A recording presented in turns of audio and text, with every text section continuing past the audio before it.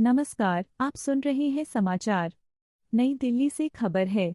सरकार द्वारा कुछ फार्मा इनपुट्स पर न्यूनतम आयात मूल्य लागू किए जाने से देश में स्थानीय सोर्सिंग को बढ़ावा मिलेगा और स्वास्थ्य सुरक्षा को मजबूती मिलेगी।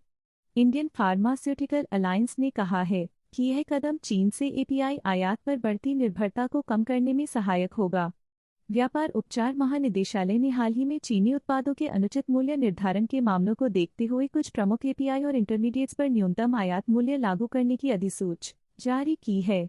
फार्मा उद्योग संगठनों का कहना है कि कोविड-19 महामारी और हालिया वैश्विक व्यवधानों ने यह स्पष्ट कर दिया है कि एक ही भौगोलिक क्षेत्र पर निर्भरता देश की स्वास्थ्य सुरक्षा के लिए जोखिमपूर्ण हो सकती है। इधर उद्योग विशेषज्ञों ने वर्ष 2026 को ध्यान में रखते हुए भारतीय दवा उद्योग के रणनीतिक रोडमैप पर भी चर्चा की। विशेषज्ञों के अनुसार भारतीय फार्मा कंपनियां घरेलू बाजारों से आगे बढ़कर विनियमित वैश्विक बाजारों में मजबूती से अपनी उपस्थिति दर्ज करा रही। बताया गया है कि उद्योग कम प्रभाव वाली परियोजनाओं को बंद कर एपीआई निर्माण में निवेश बढ़ा रहा है।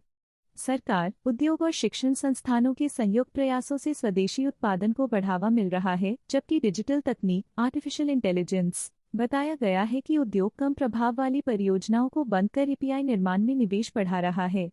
सरकार, उद्योग और शिक्षण संस्थानों के संयुक्त प्रयासों से स्वदेशी उत्पादन को बढ़ावा मिल रहा है, जबकि डिजिटल तकनीक, आर्टिफिशियल इंटेलिजेंस। इसके लिए जोखिम आधारित ऑडिट, सतत प्रशिक्षण और डिजिटल निगरानी प्रणालियों को प्रभावी रूप से लागू किया जा रहा है।